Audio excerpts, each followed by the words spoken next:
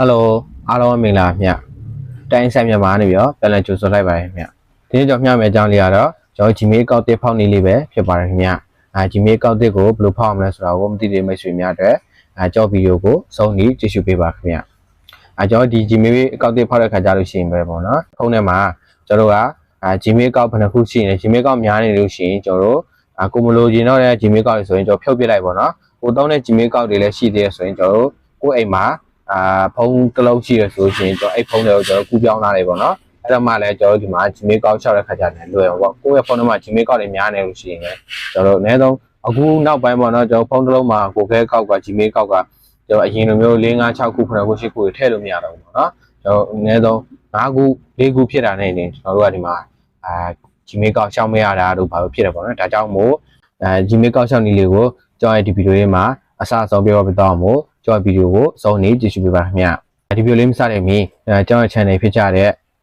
TikTok Facebook YouTube နဲ့ Telegram channel တို့ကိုလည်း like and subscribe နှိပ်သားပေးဖို့ကျွန်တော်အနေနဲ့တောင်းဆိုပါခင်ဗျ like and subscribe နှိပ်သားကြောက်ချင်းတရားလည်းကျွန်တော်အနေနဲ့ကျေးဇူးအများကြီးတင်ပါတယ်ခင်ဗျဒါဆိုရင်ကျွန်တော်ဗီဒီယိုလေးကိုစလိုက်ရအောင်ခင်ဗျကိုက Gmail ကောက်တဲ့ရှောက်မှာဖြစ်တဲ့ကြောင့်မို့ရုံးဆုံးကျွန်တော်ကGmail တွေကိုသွားပြီးပေါ့နော်ဒါမှမဟုတ်ကျွန်တော် setting တွေကသွားလဲရတယ် Play Store ကနေသွားလဲရတယ်ပေါ့နော်ကျွန်တော်တော့ Gmail တွေပဲသွားလိုက်မယ်ပြီးလို့ရှိရင်ကျွန်တော်အပေါ်ဘက်ထောက်က wine box လေးရှိတယ်အကောင့်လေးကျွန်တော်နှိပ်ပြပါခင်ဗျကျွန်တော်ဒီနေရာရောက်လို့ရှိရင်ကျွန်တော်ဒီမှာအနာသာကောက်ဆိုလေးရှိရပါတော့အပေါင်းခလုတ်လေးနဲ့ပေါ့နော်ဒီကောင်လေးပါအကောင့်လေးကျွန်တော်နှိပ်ပြပါခင်ဗျဒီနေရာရောက်ရင်ကျွန်တော်တို့က Gmail ကောက်ရှောက်ဖြစ်တဲ့ကြောင့်ကျွန်တော် Google ဆိုတာလေးကိုကျွန်တော်ရွေးပါခင်ဗျဒီမှာခဏဆောက်ပါနော်သူဒီမှာဒီကကြရင်ကျွန်တော်တို့ခတ်ထားတဲ့ password ကိုဖုန်းလို့ password ကိုတောင်းပေါ့နော်အဲ့ဒီခါကျပေးလိုက်ပါနော်ဒီမှာရောက်လို့ရှိရင်ကျွန်တော်တို့ကGmail ကောက်တဲ့ရှောက်ဖြစ်တဲ့ကြောင့်မို့အောက်က create ကောက်ဆိုတာလေးကိုကျွန်တော်နှိပ်ပေးပါခင်ဗျလေးပေါ့နော်ပြီးရင်ကျွန်တော်ကအပေါ်ဆုံးက for my personal use ကိုကျွန်တော်နှိပ်ပေးပါခင်ဗျဒီနေရာရောက်ရင်ကိုက Gmail ကောက်တဲ့ရှောက်ဖြစ်တဲ့ကြောင့်မို့နာမည်အမှန်ပေါ့နော်ကိုရဲ့နာမည်အမှန်ထည့်ခြင်းလည်းရတယ်မထည့်ခြင်းလည်းရတယ်ပေါ့နော်ဒါကြောင့်မို့ဒီမှာ first name last name ဆိုပြီးပေါ်တော့ပေါ့နော်အဲ့ဒါပထမဦးဆုံးနာမည်အောက်ကနောက်ဆုံးနာမည်ကျွန်တော်အခုဆိုပြီးကျွန်တော်နာမည်နှလုံးကိုထည့်မှာဆိုရင်အပေါ်ဆုံးကနာမည်တစ်လုံးကို first name အောက်မှာ last name ညာမှာနာမည်နောက်တစ်လုံးပေါ့နော်ကျွန်တော်ဒီမှာနာမည်ထည့်ပြီးထည့်ပြင်ကျွန်တော်အောက်က next ဆိုတာလေးကိုကျွန်တော်နှိပ်ပြပါခင်ဗျဒီရရင်ကျွန်တော်တို့ဒီမှာပေါ့နော်ကိုကဲမှာဗလ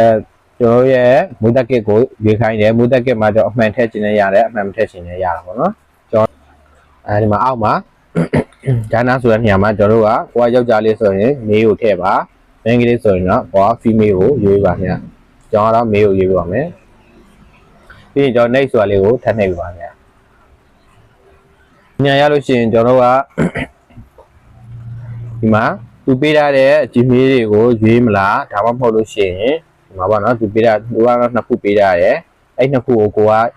ရွေးမလားဒါမှမဟုတ်ကိုကလည်းကိုပိုင်အောက်ဆုံးက create your own email address ဆိုပြီးကျွန်တော်ထည့်မလားအဲ့လိုပေးတာပေါ့နော်ကျွန်တော်တို့သူပေးထားတဲ့နှစ်ခုကိုပဲကျွန်တော်ရွေးလိုက်တော့မယ်ပြီးရင်ကျွန်တော် next လေးကိုနှိပ်ပါခင်ဗျ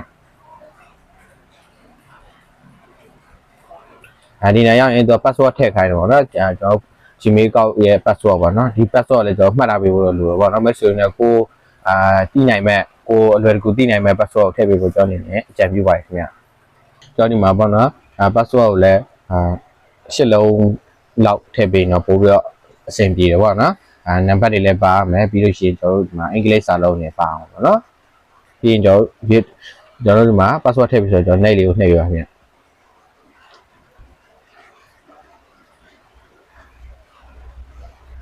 ျပြီးရင်ကျွန်တော် next ကိုထပ်နှိပ်ပါဦးခင်ဗျဒီနေရာရောက်လို့ရှိရင်ကျွန်တော်အပေါ်လေးကိုနည်းနည်းဆွဲတင်လိုက်ပါခင်ဗျ I agree ဆိုတာလေးရှိရပါတော့အကောင့်လေးကျွန်တော်နှိပ်ပါခင်ဗ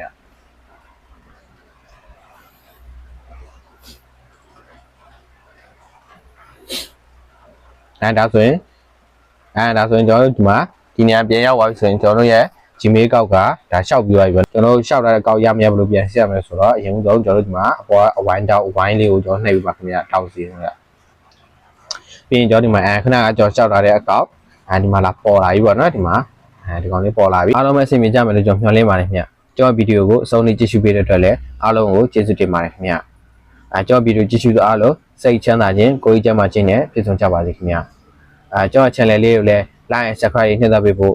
ကျွန်တော်အနေနဲ့တောင်းဆိုပါတယ်ခင်ဗျအားလုံးကိုကျေးဇူးတင်ပါတယ်ခင်ဗျ